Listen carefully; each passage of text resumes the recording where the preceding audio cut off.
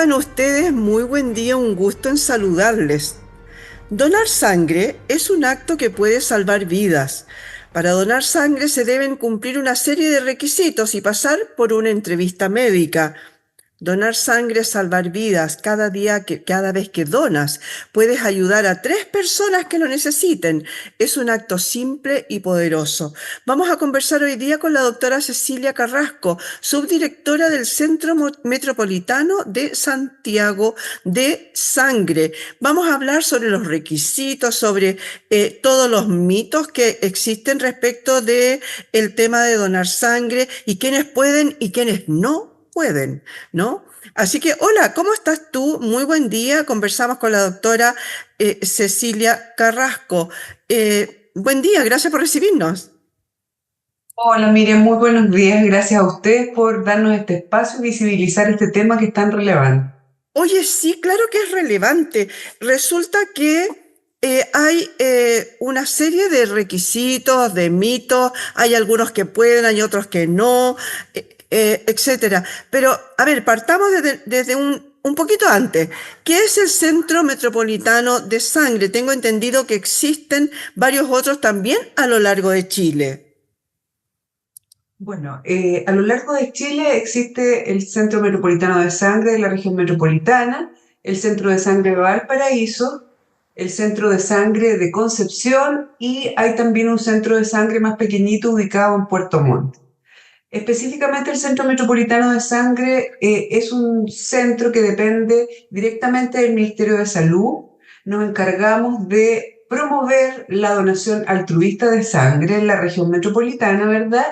Y nos encargamos además de procesar la sangre recolectada en la región metropolitana, ya sea en nuestras colectas móviles, en nuestras modalidades de colecta, en las casas del donante o en los sitios fijos de atención de los hospitales públicos de la región metropolitana. ¿Ya?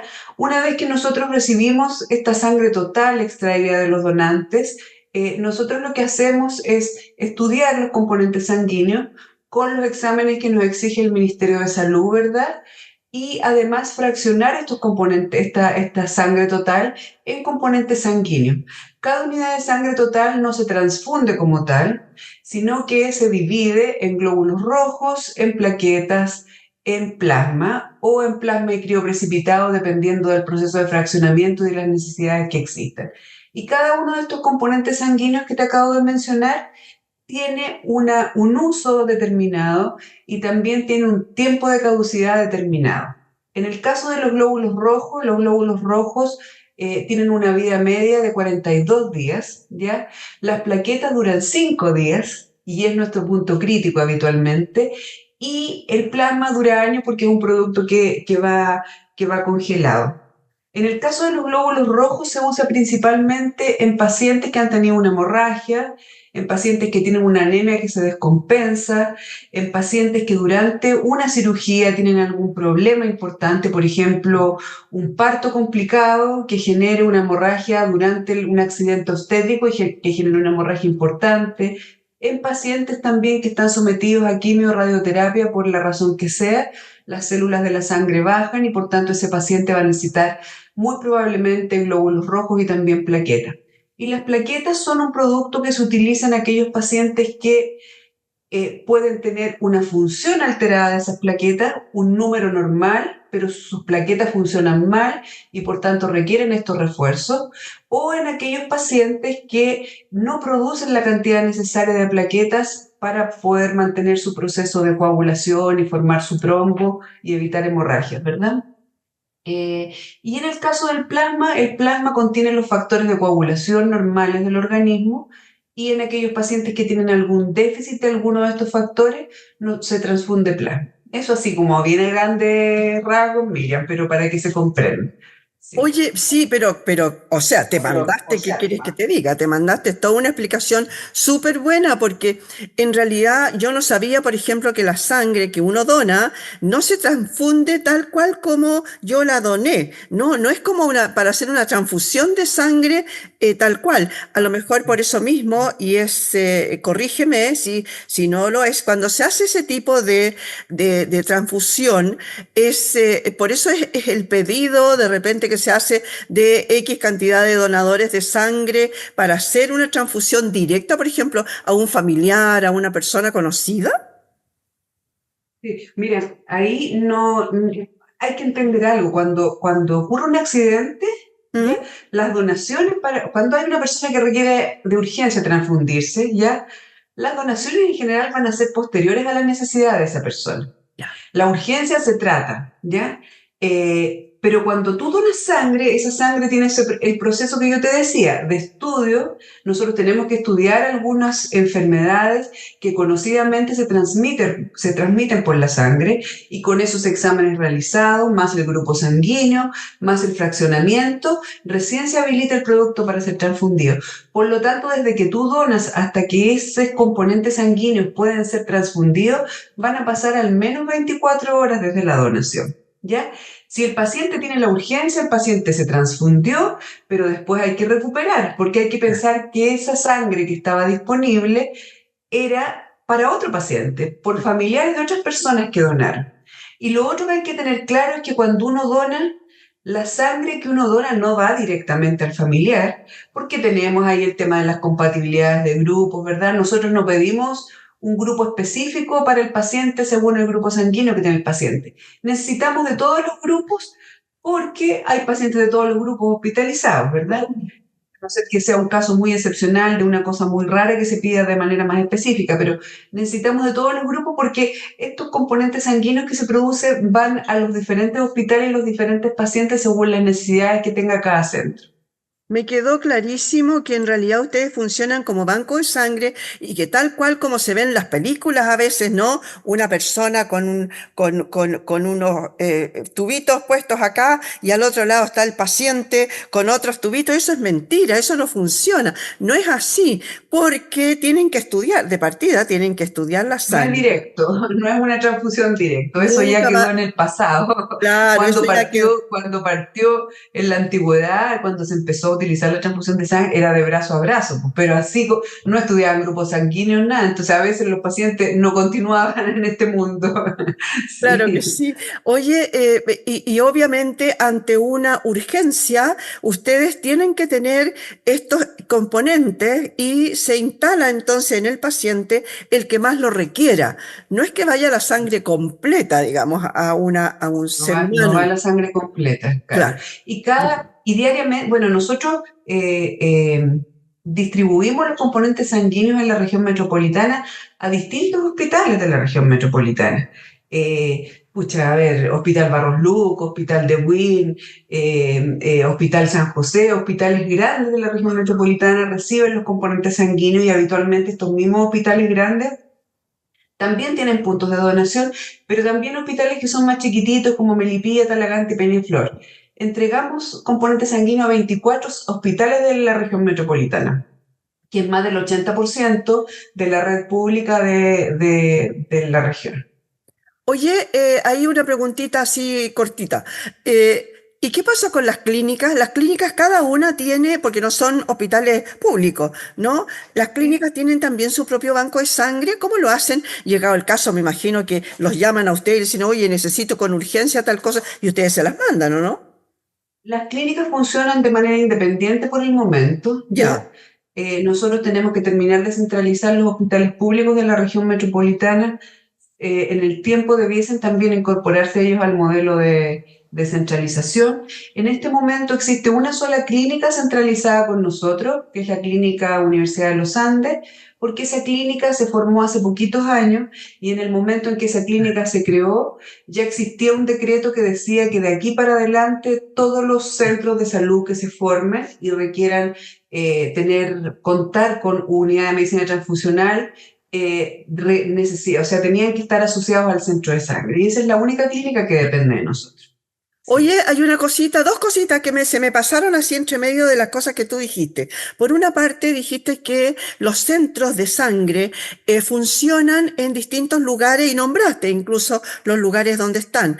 ¿Qué significa eso? Que en los otros lugares que no están ustedes, ¿cómo lo hacen con el tema de la donación de sangre? O ustedes salen, por ejemplo, a la periferia de, yo sé que en la región metropolitana lo hacen, no salen no solamente en el lugar donde están ubicados, sino que salen a todas las comunas de alrededor. A lo mejor en Concepción hacen lo mismo. ¿Qué pasa en los otros lugares?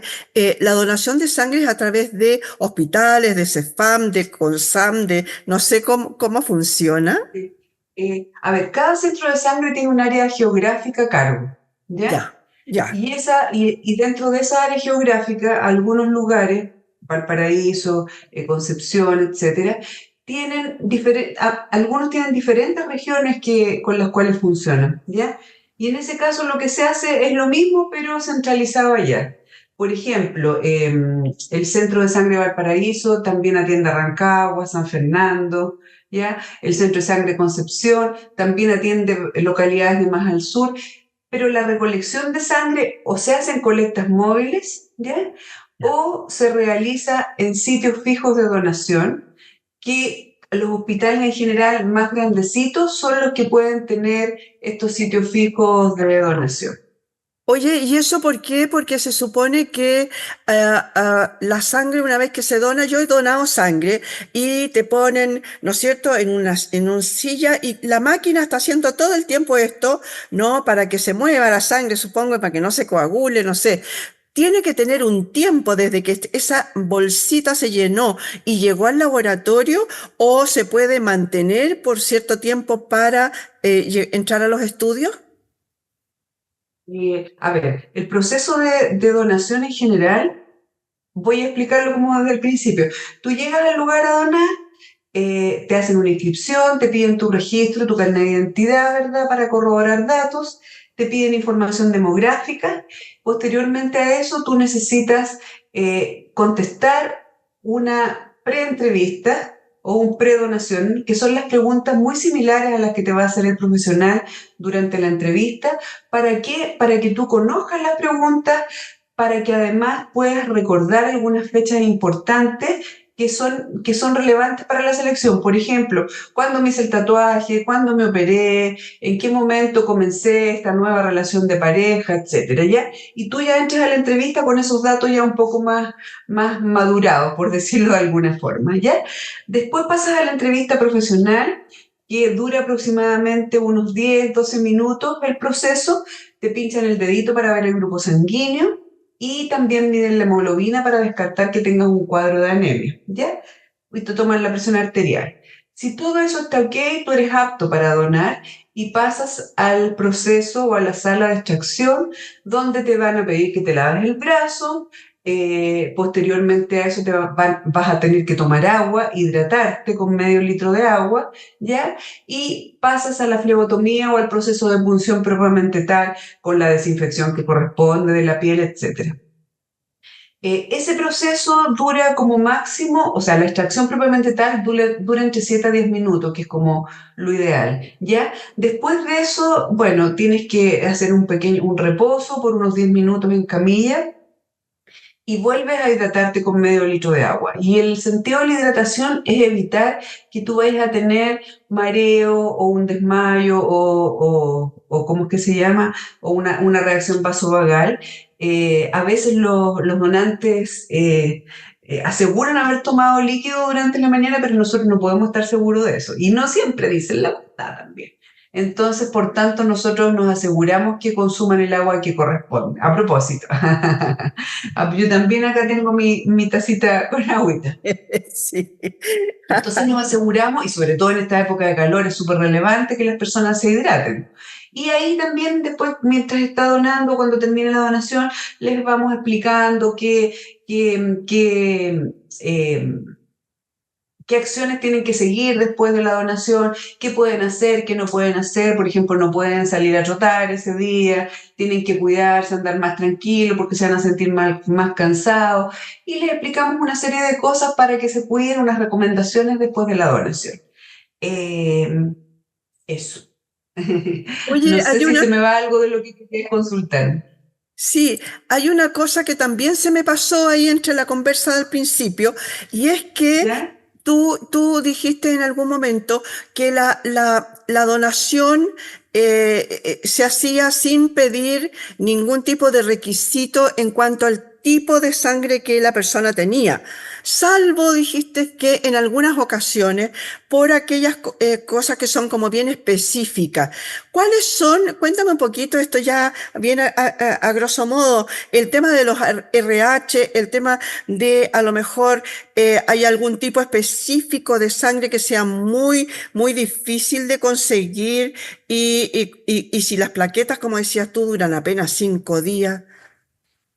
Sí, o sea, el sentido de nosotros querer atender donantes todos los días y querer tener un número determinado de donantes en la red por día es justamente poder ir renovando estas plaquetas porque es el producto que más se vence, ¿verdad? Claro. Y los pacientes más graves, los pacientes con leucemia, los pacientes que tienen enfermedades hemato-oncológicas, son grandes usuarios de plaquetas. Y estoy hablando que utilizan plaquetas día por medio a veces, dependiendo del ciclo de sus tratamientos en que estén. Entonces, un paciente adulto, cada vez que recibe una transfusión de plaquetas, son 6 unidades de plaquetas que proviene cada una de un donante diferente.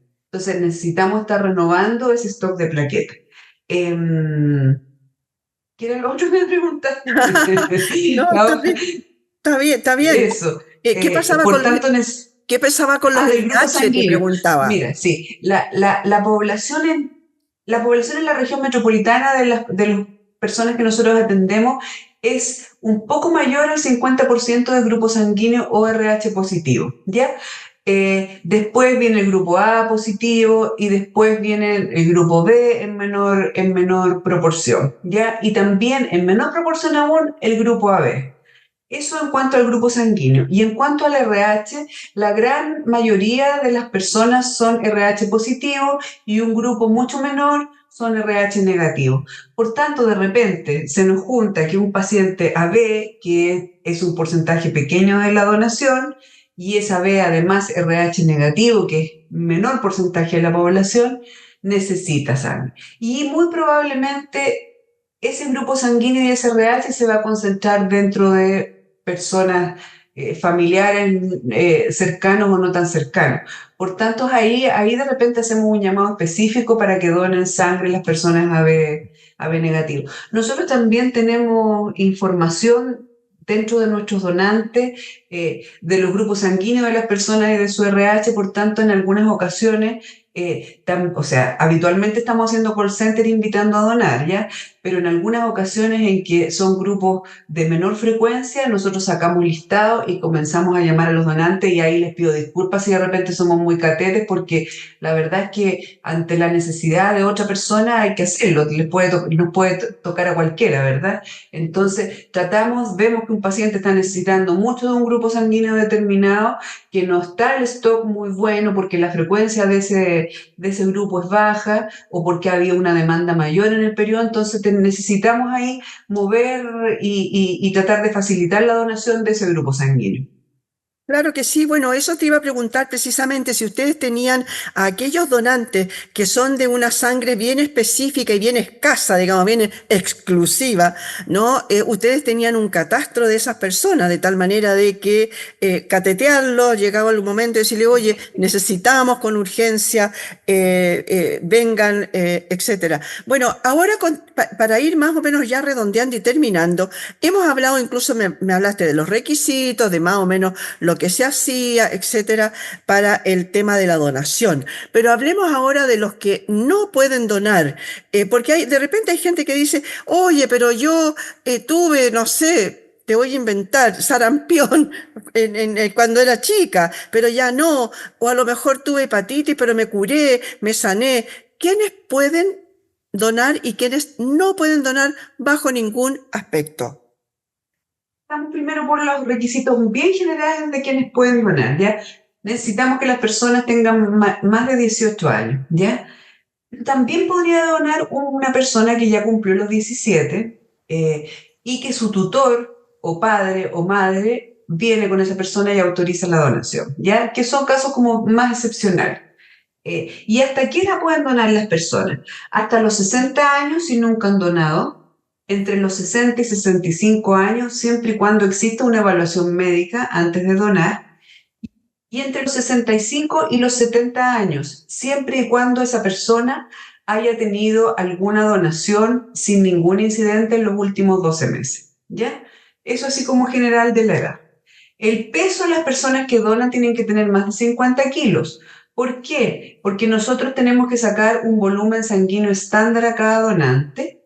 La sangre va a una bolsita que tiene una proporción de anticoagulante y otras cosas y necesita un volumen mínimo para mantener una relación anticoagulante-sangre. ¿Ya? Lo máximo que podemos sacar en una persona es alrededor del 13% del volumen sanguíneo y eso equivale más o menos a 450 ml. Si nosotros le sacamos sangre a una persona más chiquitita o de menos peso, lo que va a ocurrir es que tendríamos que sacarle más de ese 13% y esa persona podría no sentirse bien. Por tanto, 50 kilos o más, ¿verdad? Eh, Importante que la persona haya comido antes de donar. Si bien en la mañana que haya tomado desayuno, y desayuno se refiere a una taza de leche o un té, algún líquido, un vaso jugo, ¿verdad? Y eso asociado a sólido, que puede ser un sándwich, que puede ser un pote importante de yogur con cereales, ¿verdad?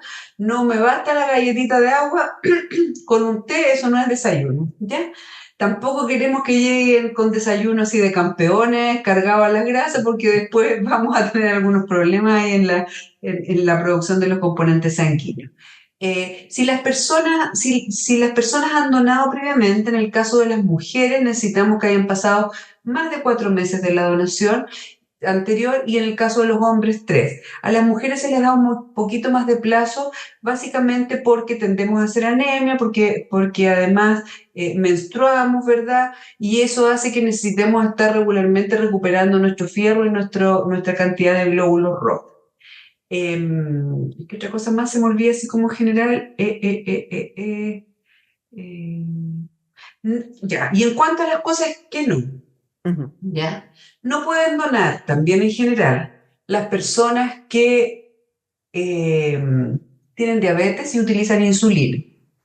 Ya. Las personas con diabetes y utilizan medicamentos orales pueden donar siempre y cuando estén habitualmente yendo a sus controles médicos y no hayan tenido complicaciones asociadas a la diabetes, como por ejemplo problemas renales o algún tipo de amputación de un dedito, etc. Tampoco pueden donar las mujeres embarazadas. Una mujer que está embarazada o que está lactando dentro de los primeros 6 meses posparto tampoco podría donar. Tampoco podrían donar aquellas personas que tienen alguna enfermedad infecciosa que se pueda transmitir por la sangre. Y a eso me refiero. Hepatitis B, hepatitis C, VIH, Chagas, sífilis o HTLV. Esas personas no pueden donar porque esas enfermedades pueden transmitirse a la persona que recibe la donación. Las personas que se han hecho tatuajes dentro de los últimos 6 meses o 6 meses previos a la donación tampoco pueden donar, tienen que dejar pasar más de 6 meses. Las personas que se han realizado algún tipo de endoscopía o colonoscopía no pueden donar hasta que hayan pasado 6 meses desde su procedimiento, entendiéndose que el procedimiento de endoscopía no dio un diagnóstico de una enfermedad cancerosa, por ejemplo. ¿Ya? Las personas que se han inyectado alguna vez en su vida drogas ilegales, tampoco pueden donar. ¿Qué más? Si has tenido diarrea importante en los últimos 14 días, diarrea frecuente asociada a fiebre que indica un cuadro infeccioso bacteriano, tampoco podría donar. Eso se me ocurre en este momento. Y esto, punto, súper importante que tenemos un porcentaje no menor de rechazos por esto. Cuando las personas son sexualmente activas, lo que necesitamos es que esa persona tenga una relación estable con pareja única, ¿ya? Manteniendo relaciones sexuales por más de 6 meses, ¿ya? Si tú tienes una relación nueva con relaciones sexuales que tienen menos de 6 meses de inicio, uno tiene el riesgo de haberse contagiado de alguna enfermedad que no se va a determinar hasta después de pasados los 6 meses, que es lo que se llama periodo de ventana.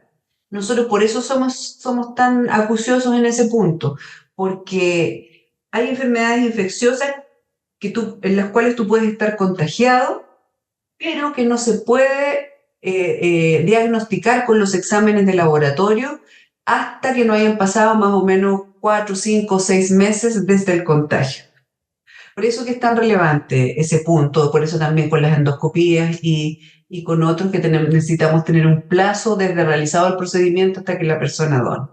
Y básicamente lo que queremos con esta entrevista profesional que se hace, que de verdad que tiene varias hartas preguntas, es poder asegurar que la persona que done esté bien y no vaya a tener ninguna complicación durante el proceso de donación, eso por un lado, pero también cuidar al receptor de esa sangre. La sangre va a ir a una guaguita recién nacido, a un niñito enfermo, a un abuelito, ¿verdad? Y nosotros no quisiéramos que además de su enfermedad tuviese otra complicación. Por eso somos tan rigurosos. Y yo creo que cuando uno piensa que su mamá o su hijo o su pareja puede recibir una transfusión, uno quiere que esa transfusión sea lo mejor posible y lo favorezca, ¿no es cierto? Por tanto, por eso son nuestros requisitos. Perfecto. Oye, dos cositas bien cortitas porque se nos termina el tiempo. Una, el tema de los Dale. extranjeros que viven en lugares donde tienen algunas enfermedades endémicas. Y lo otro es la gente acá en Chile, yo creo que toma todo el mundo todos los días alguna copa o de vino o de algún licor, alguna cosa. Pueden donar personas que hayan, por ejemplo, la noche anterior haber tomado alcohol. Mire, sí, el tema del alcohol no es tan restrictivo, porque si tú vienes a donar un día en la tarde y a la hora del almuerzo te tomaste una copa de vino, no hay problema. Lo que nosotros queremos evitar es que la persona llegue borracha, por decirlo así, o con sus capacidades mentales alteradas y que por tanto no vaya a ser capaz de contestar de manera entendiendo bien las preguntas, ¿verdad? Eso es lo importante. O sea, claro, si llega alguien con hálito alcohólico y uno ve que no está muy atingente en su respuesta, no puede donar sangre a esa persona, ¿verdad? Perfecto. Lo mismo pasa con las drogas, o sea, No, no claro, sabemos qué pasa. Ya, obvio. eso en relación a lo que tú me planteas, por lo tanto, sí podría donar una persona que consumió alcohol el día anterior, Ya. entendiéndose que se mantuvo, digamos, relativamente bien, que no llegó así muerto a la casa, ¿verdad? Y que no va a estar con la tremenda resaca el día siguiente. Eso Oye, no es problema. y extranjeros que vienen de algún país donde hay enfermedades La, endémicas. la normativa chilena hace un par de años se modificó y dice que aquellas personas que vienen, que provienen, o viajeros o chilenos que han viajado a países que son zona endémica de malaria, Zika, chikungunya, etcétera, no pueden donar sangre, no pueden donar sangre. Eso es lo primero, ¿ya? Eh, específicamente para la malaria, ahí es bien tajante la normativa, porque dice que si tú provienes, has vivido 6 meses o más en un país que es zona endémica de malaria, no puedes donar en Chile, ¿ya? Y ahí ha habido harto revuelo porque la normativa cambió hace un par de años, si no me equivoco, el año 2022, como en mayo del 2022, y ahí dejamos excluido un número importante de personas que siendo de estos países habían donado previamente, ¿ya? En la actualidad estas personas no pueden donar y yo sé que ha generado mucho enojo y lo que más siento es que a veces lo perciben como que es un tema de discriminación. Pero en Chile no existe malaria, ¿ya? Y por tanto tenemos que cuidar también a nuestros pacientes y a veces la malaria puede quedar latente en el organismo y al transfundir una unidad tú puedes contagiar a la persona. En el caso del Zika y otras enfermedades, el plazo se restringe a un periodo más corto y por lo tanto las personas podrían donar después de haber pasado un cierto número de meses, ¿ya? Si yo soy chilena y me fui a vivir a un país de zona endémica de malaria por 6 meses o más, no puedo donar tampoco. O sea, no es una discriminación, ¿ya? Si yo soy chilena y viajé a un país de zona endémica de malaria, yo tengo que esperar 12 meses después de mi regreso de mis vacaciones o de lo que haya sido Ya. para poder donar sangre. Eso es así como a grandes rasgos y espero que se entienda y que las personas que son de afuera no, o sea, sepan que esa es la razón, ¿ya?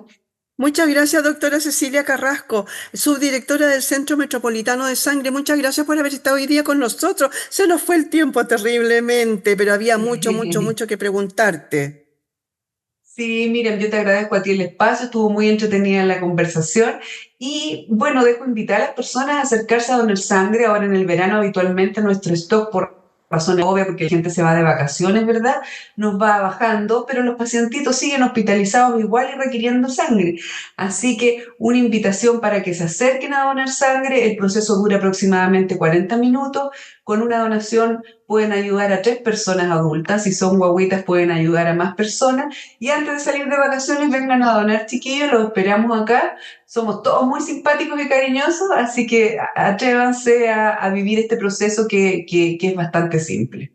Claro que sí. Mientras nosotros conversamos con la doctora Cecilia Carrasco, fue apareciendo aquí abajito, ¿no? El cómo comunicarse con ellos. Pero hay otra cosa re importante. Fíjense que ellos hacen operativos a cada rato. Andan itinerando por distintas partes del país, no, perdón, en este caso de la región De la región metropolitana, ¿no? metropolitana. Hace muy poquito, incluso estuvieron acá en la misma plaza de San Bernardo, varios días. Entonces, tomen conciencia de esto en el sentido de que donar sangre es un acto para salvar vidas. Muchas gracias le damos a la doctora Cecilia Carrasco, subdirectora del Centro Metropolitano de Sangre, y por supuesto a ustedes por haber estado hoy día en este punto de encuentro.